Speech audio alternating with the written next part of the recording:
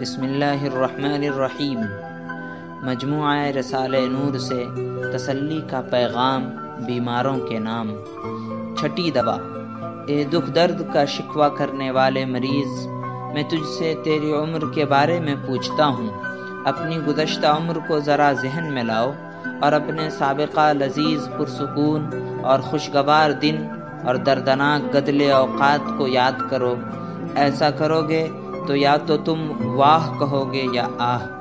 مطلب یہ ہے کہ تمہارا دل یا تمہاری زبان یا تو کہیں گے الحمدللہ و شکر لہ، اور یا پھر کہیں گے ہائے حسرت، ہائے افسوس۔ اب دیکھو، تمہارے سابقہ آلام و مصائب جب تمہارے ذہن میں آئے تو تمہیں ایک معنوی لذت سے سرشار کر گئے، اور ایسے میں تمہارے دل میں الحمدللہ و شکر لہو کی لہر جاگ اٹھی۔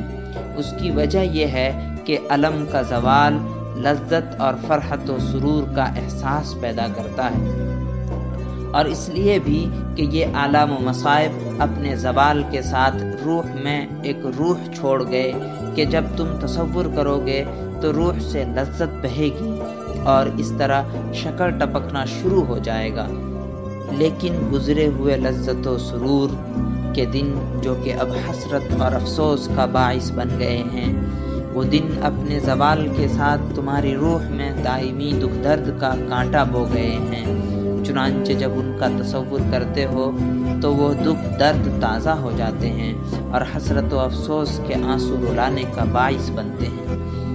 تو جب ایک دن کی غیر شرعی لذت انسان کو بسا اوقات 1 سال تک کے لیے معنوی دکھ درد سے دوچار کر دیتی ہے، اور ایک دن کی وقتی بیماری کے درد سے حاصل ہونے والے بہت سے دنوں کے ثواب میں ایک معنوی لذت پائی جاتی ہے، مزید یہ ہے کہ اس مرض سے نجات حاصل ہو جانے میں بھی ایک معنوی لذت پائی جاتی ہے، تو پھر ذرا اپنے اوپر نازل ہونے والی اس وقتی بیماری کے نتیجے پر غور کرو اور اس میں پائے جانے والے ثواب کا تصور کرو اور کہہ دو اے میری جان، یہ بیماری بھی گزر ہی جائے گی، اور شکوہ شکایت کے بجائے شکر کا رویہ اختیار کرو۔ چھٹی دوا۔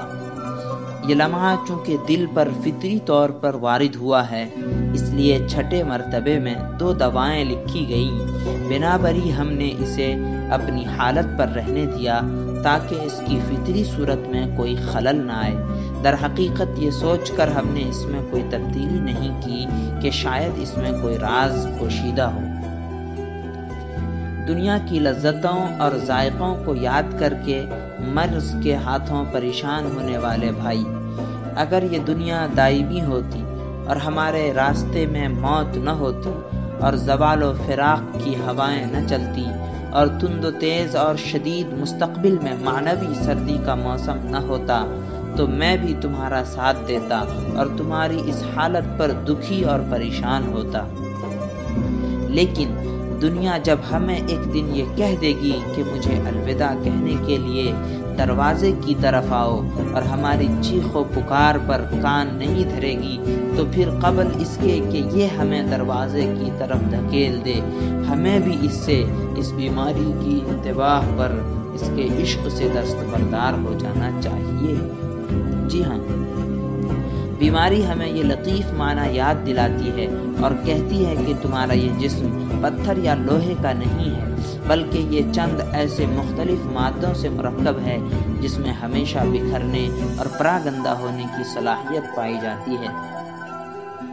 اس لیے خود فریبی سے باہر آؤ اور اپنی عجز و درماندگی کو سمجھو اور اپنے مالک کو پہچانو اور اپنی ذمہ داری کو جانو اور اپنے دنیا میں آنے کا مقصد سمجھو۔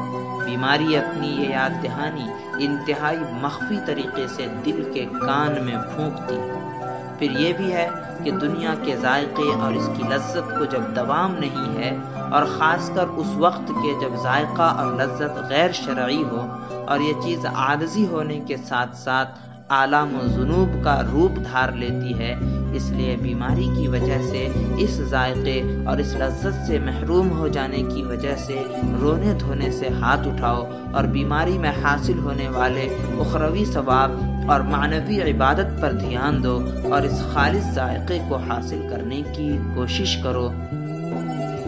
بدیع الزماں سعید نورسی۔